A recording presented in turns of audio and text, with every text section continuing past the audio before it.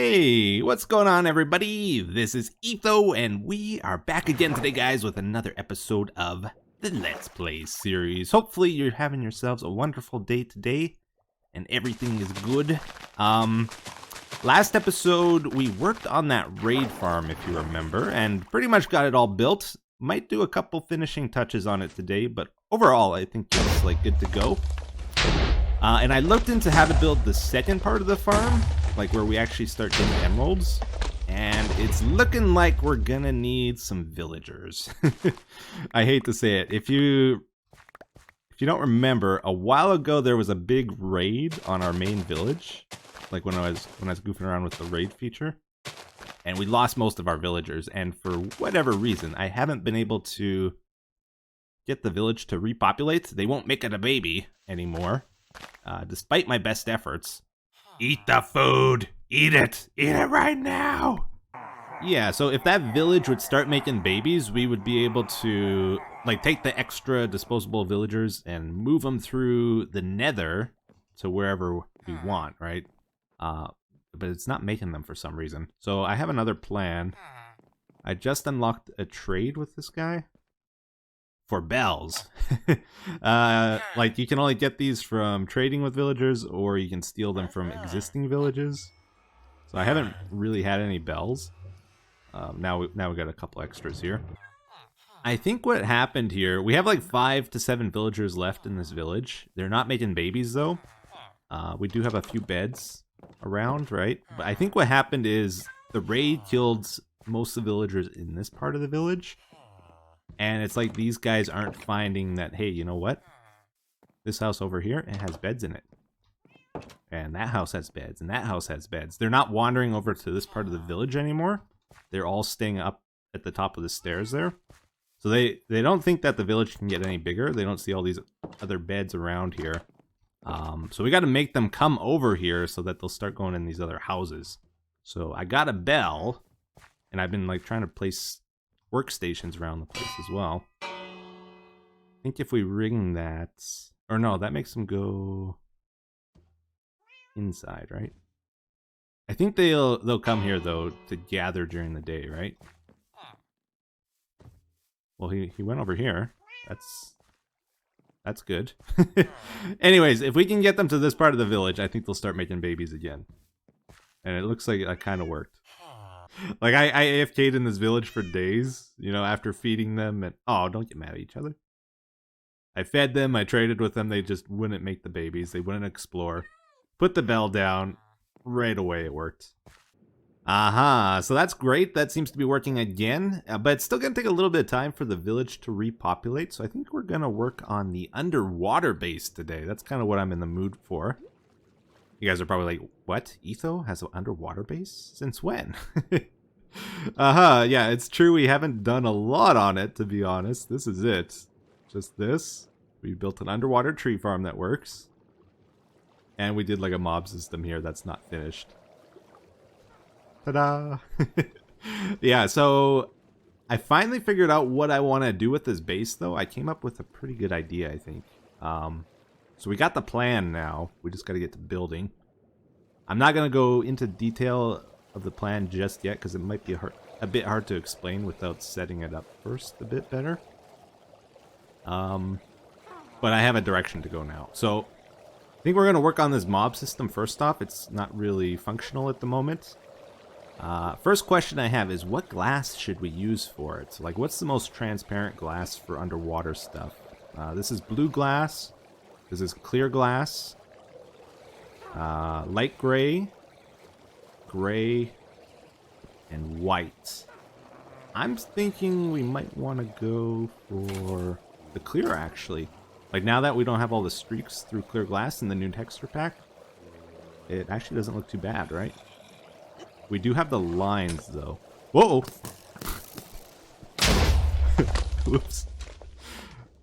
Yep. So I think that's what we're going to do here. We're going to have clear glass with, I think, light gray clay bordering it, and then red clay kind of sticking out just to give it a bit of 3D depth, you know, so it comes out a block.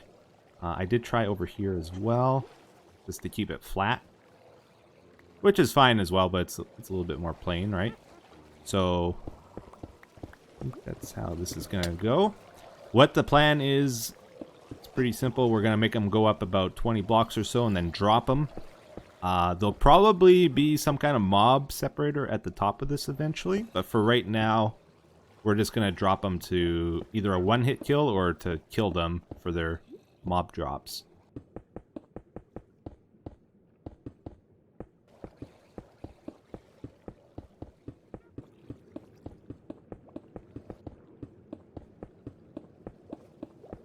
Okay, good stuff. So we're just about done building our tube here. We can start killing these mobs. What we're going to do is get rid of the water in here a little bit. Alright, and we're going to get rid of water over here. Mobs are down there, right? They'll swim up through the bubble stream, get to the top here, then this water current's going to take them over to here. Let's extend this. It doesn't want to update over here. That work? Yeah, okay, so it makes it all the way to the edge here, and then we go down. So they're going to go up the bubble stream here to the top. If there's no mob separator active, they'll just go down over to here and fall down and either die or not die if we want to kill them ourselves for XP. But I think it's about ready here to test out, so let's do the nasty thing here. And let them up. We gotta replace the water because it's missing there. Put it back over there. Take another bucket back. You can hear them dying right now. Okay, so I think that'll work, right? Yeah, they're going up to the top. It's airspace here, so they fall down. Now what I'm trying to do is find the sweet spot where you hear they're dying right now, where they won't die unless we smack them once. Okay, so we got to figure it out here. The sweet spot is right where that red clay is. So on the back, we're going to have some sticky pistons that will extend and push the blocks if we want the mobs to land at this level and not die. If we want to farm them for XP. Otherwise, it'll stay open like this and they'll just fall down and die, and their drops will go into a hopper somewhere. So at this level, that means we'll probably want to build a room over here with a floor where the glass is. And we're also going to need to be able to swing in there and kill them. So we'll probably let's just try this for now. Uh-oh, uh-oh. Maybe we'll just try to keep it open like this and see how that works. Because the XP needs to be able to flow out of there too. Now, one of the big things we're going to have to deal with when building underwater is how are we going to do redstone? Like, we got to power these pistons somehow. And we don't want to put a giant casing around some redstone. That'll look pretty nasty. So, I don't know if this is a well-known trick, but this is a trick we're going to be using extensively throughout our base. I realized what we can do is just put some observers under these pistons, like so. Detector side over here. And these actually get updated by bubble streams, if you didn't know that. So if we have soul sand down here, this will have to be filled with water, though, of course. And when the bubbles reach the observers up there, it actually activates the pistons. So now you see it's extended. And like if we want to switch it, we either move the soul sand or cover it or something. And then they'll trigger again. So it's like vertical redstone through water, which is amazing. So we're going to be using that trick a lot. I thought that was pretty cool. I guess let's trigger it one more time. Probably hooking pistons up to the soul sand here is going to be the best method. Because if we put a block over top, it destroys the water source. Okay, those are extended again. So let's see how this thing performs. These guys, the zombies won't be a one-hit kill because they have a little bit of armor, but all the other mobs will. These guys will be like 2 hits probably. It doesn't really matter too much though, because we're going to be using a sword to kill these guys anyway, so if they're not exactly a one-punch kill, it's no biggie. Yeah, anyways, let's give this a try. So we want the XP to flow out of here. We don't really want the items to land on the glass. But I don't know if there's any way to stop that. Like, you see how the zombie flesh is on the glass there? That's not really ideal. Because we're gonna trigger the red clay there to move back, and then the drops will fall down every so often if we're using this. But yeah, it looks like the XP flows out no problem, which is great. The other thing we gotta worry about is we need to be able to activate the redstone with this. Like, if we want to control this thing. The problem is, like, if you're doing redstone underwater, again, it's not like you can just place a button, you know? Right? So we need some sort of button-like device that works underwater. And I think trapdoors are a good option for that, or I think we might just use note blocks a lot too. I think those are like two of the best choices. You could use fence gates and some other stuff as well. But like, the way we could control this is have note blocks. If you right click them, they don't play a sound because there's a water block above, and they need to have a air block above to work. But they will still trigger an observer. So basically we run this down, and then we make it activate a piston to move the soul sand here. Yeah, so check this out. This is actually going to be pretty simple to do. We'll have the note blocks over here. Easy to click at this level, right? Observers going down. We can easily put some blocks in front of these if we want to hide them. And this guy. There's some blocks down here, and he's messing with them. Here, let me get those for you, guy. Alright, so observer comes down. I put some sticky pistons over here, and the soul sand's right next to it. So basically all we gotta do, put some sandstone there, make sure this is air. I did not grab any redstone for some reason. Let's grab some redstone. 2 pieces in here, that'll power the pistons, and then this will come down. I think we just need to put a block over there, so that'll send power to the redstone dust now.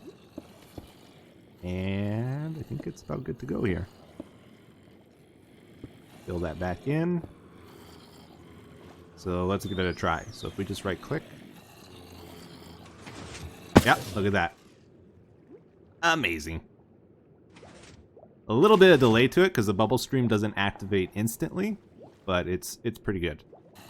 Good stuff. All right, so now that we got this built, we have a source of XP at our base here, which means we can repair our tools without having to leave the area. That'd be super useful.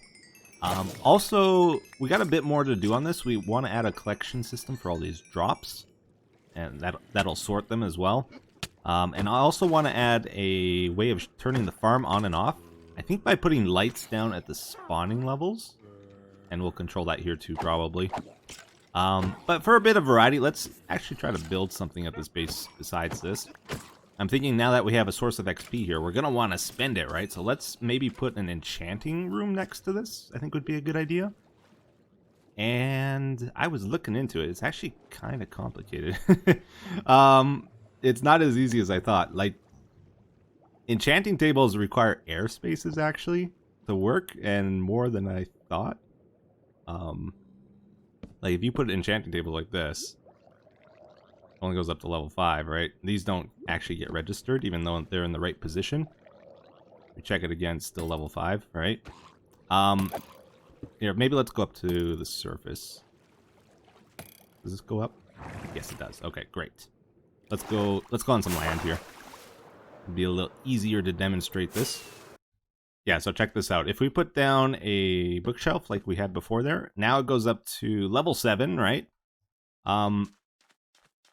There's a couple blocks that still don't get waterlogged, like pressure plates, right? So they're kind of like air blocks, but they don't count for enchanting. It has to be a pure air block, not just like a mostly air block, right? So if we put that in front there, you see it goes down to 5. So this actually cancels out the bookshelf. So we can't do any tricks like that. And also, it's 2 vertical air blocks we need. I thought it was only like next to the bookshelf. Like, we need these 2 blocks to be air blocks. If we put like this there, you see it still goes down to 5. If that's gone, it'll be at 7. So how do we get air blocks underwater? It has to be pure air blocks. That's going to be the challenge here. So now would probably be a good time to talk about our base design strategy as well. Like, how are we going to grow and expand our base? I think we're going to do kind of like we did with the man cave, where we build farms and redstone contraptions, and then later link all of them together and try to make a nice looking base. And we're going to make things pretty organic as well. Like, for example, our enchanting room here, I'm not going to put it in line with our mob farm. Like, it's not going to be straight across from this. It's going to be offset a little bit. Even though we want this close to this, we don't want it perfectly symmetrical, right? So that's going to be a big part of our base design strategy as well. So what we're going to do with this enchanting room, I think, is kind of similar idea or similar trick we used for that underwater tree farm. And if you don't remember what we did with that, good. It's going to be a surprise for you. Basically, we're going to use pistons to remove the water temporarily, because it takes a split second for the water to return after you retract the piston. And we're going to use that to upgrade the enchanting table for a brief moment. Let's see here. So I think that's all the pistons we need, right? Wait, we gotta move. Do we have to move these ones? No, because this will come forward. Yeah, that's right. That's fine. I think we got it correct now, right? Yeah, okay. Mumbling to myself. Anyways, let's get back to this. So what we're gonna do to power these pistons, I think observers are gonna be our best friend for this whole build. I think we can power this just by, yeah, like this, right? So we update this. Yeah, that triggered both pistons. Good. Yeah, okay. And it's kind of like a T flip-flop. So then for the rest of these, same deal, just vertically like this. And put blocks above. One more over here. Cool, so now we got to run like some redstone or something under here to update all 5 of these in unison, right? Oh yeah, and there's something I thought I'd point out here. So we did a trick earlier for like vertical redstone through water, yeah, using the bubble streams, but there's also like a horizontal trick as well using leaves. And a lot of you guys have wanted me to use this. We probably actually will use this trick in this base a fair bit. Not in this case though, and I kind of want to explain why. So if you don't know, if you place like a log next to leaf blocks, it actually causes them to update, because the leaf blocks need to know how far they are away from wood to figure out if they should decay or not. So you can use observers to detect that and trigger stuff from a distance, right? And the nice thing is these work underwater, right? If this was redstone, we'd have to surround it with blocks to keep it from washing away, while this just takes up a single block. So that's really nice, actually. A couple things about this, though. Like, we can chain them together over long distances if we do little breaks like this. Oh, I thought. I guess if there's 2 at the same spot, it doesn't trigger it, right? I've, like, never actually used this, so I don't know. Oh yeah, now it triggered that piston there at that time. Okay. So you will notice I set these up so we can see. There is a bit of a delay to this. So if we place this there, see that piston activates first, then that one tick apart from each other. So in the case here where we're doing the enchanting table, this is not a good way of doing redstone, because that delay is going to mess up the system. We need all the bookshelves to move at the exact same time. And like, the further the redstone travels, the longer the delay is going to be. So that doesn't really work in this case. So we're going to use actual redstone here. So this gate seems to work pretty good, actually. What we do, we flip this trapdoor up. We flip it down so it squishes us down, right? And then if we close this one, I think water can't get in. And we're free to do our redstone. And then We just have to exit really quickly so it doesn't wash away. Did that work? We lost one there. But we don't actually need redstone in that spot. Yeah, because it goes under the observer there. Aha. So again, I think we'll just use a note block to trigger this. So when we right click this, we want the bookshelves to move. I think an easy way of connecting to that redstone is just to do this. Oh, misplaced. The problem is I think we might need to have a little bit of a delay to this, otherwise it's going to activate too quickly. Alright, and it's in reverse. Oh, why'd those come out of sync? Okay, so these two bookshelves here kept going out of sync with each other, so I had to extend the redstone one more block. It goes underneath this piston now. And that seems to update it properly, so check this out. Click it, they all go together. They all come back. This is water over here again, right? That's not air. If we go to enchant something, it only goes up to level 5 because it's surrounded by water. But if we retract this and put the book in at just the right time, you see it's level 5 still, messed it up. There we go, we got level 30. Ta-da! So it matters when the book goes in. The book has to go in once those air spaces are there. So there's like a fraction of a window to get it right. It's actually not as hard to do as I thought, though. Got it again. I think it'll be a little bit easier if I set this up so that it's like we have to click this twice. I only want to click it once. So I think we got to put some repeaters in this as well. Oh, snappers. I think we got it now. I just put a repeater at the end here. Set it to 4. And I found out I can use daylight sensors as a block that doesn't get waterlogged. So I'm free to like adjust the repeater here. It's kind of like building a ship in a bottle, you know? Like you have to control the redstone and then seal it up afterwards without it getting washed away. Can I do that? Yes. Okay, we saved it. Amazing. All right, so check this out. We click it, it goes out and then back. So it's only one click now instead of 2. And it's a lot easier to time this because we have more time to do it. We got 30 there. Try it again. 30 again. Oh, that time we got 16. So if you do it at the wrong time, sometimes it's like partially flooded and you can get like a lower enchantment. So we actually have 3 ranges of enchanting here with this too. So we can go for a level 5, a level 16, or 30. Depending on when we put the book in.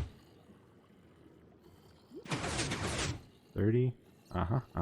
With practice, it'll get easier to use. I hope. It's not too bad, though. It's not too bad. Alright, so now we want to decorate this a little bit, and I think we're good to go here.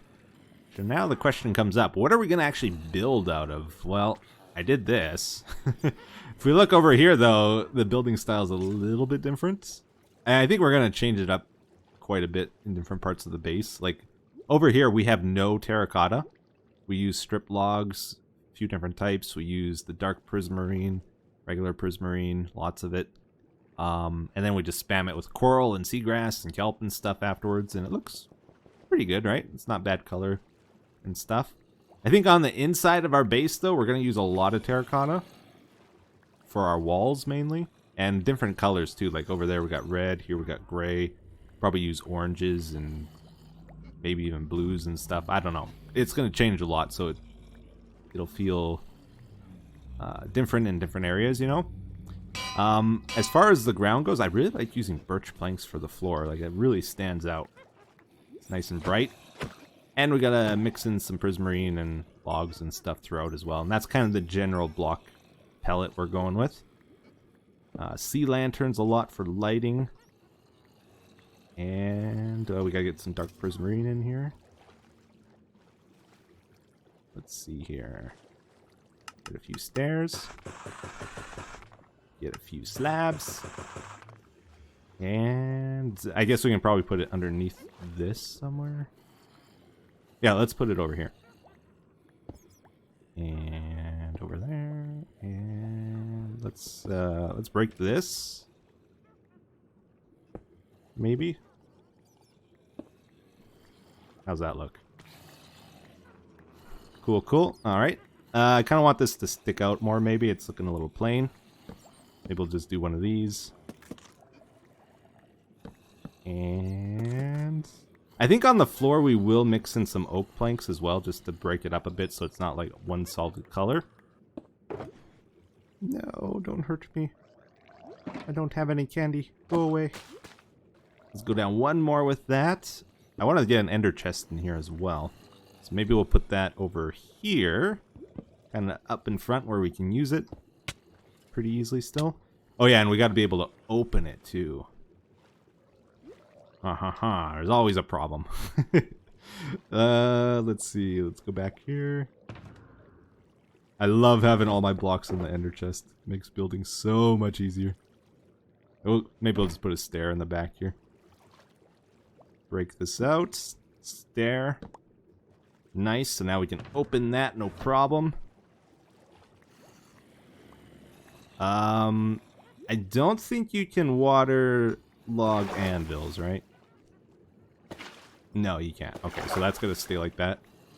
Alright, well, I added a few more little details to this thing. I'm pretty happy with it now, right? I think it looks okay. I guess I'll find out in the comments. You guys are gonna be like, "Oh, Etho, that's horrible. What were you thinking?" You guys are my clarity, you know? You help me. You help keep me in check whenever I do something crazy. I don't think it's that bad, though, right? I think it's okay. So this is our first little module to our underwater base, and as we build more modules, we'll connect them together with hallways and stuff. This is supposed to be the inside of our base, like it will be covered. And you're not going to see the full height of the mob system either. There'll probably be several floors to break it up, so it's not one big giant thing. That's going to be like the center of our base, I think. Anyways, I'm adding one more little contraption here to our enchanting station. We're going to put books in one of these droppers and then lapis in the other 3. Because one of the main things I enchant is books. So we'll get a bubble stream to bring them up to us. And now whenever we right click, it's going to give us 3 lapis and 1 book. Go to enchant, throw our lapis in. Oh, it did change. Oh. Guess I should have tested that. Really? Maybe when I throw the lapis in, it causes it to update again. So if I have to put both in, and like the lapis will be the last thing I put in. It will let us enchant though, right? This is level 30. Yeah, we did do a level 30 enchantment. Okay, so it's a little bit more finicky than I thought. Anyways, that's the plan here. Uh-oh. Yeah, that's good. Oh, dear. It's a challenge, guys, okay? Okay, we're trying to do things a little different at this base. Not exactly optimized, but a fun little challenge here. There we go, I got it. Piece of cake. This might get annoying after a while if I can't figure out the timing. It's so much harder doing 2. I probably need to add a little bit more delay to it. That'll make it easier.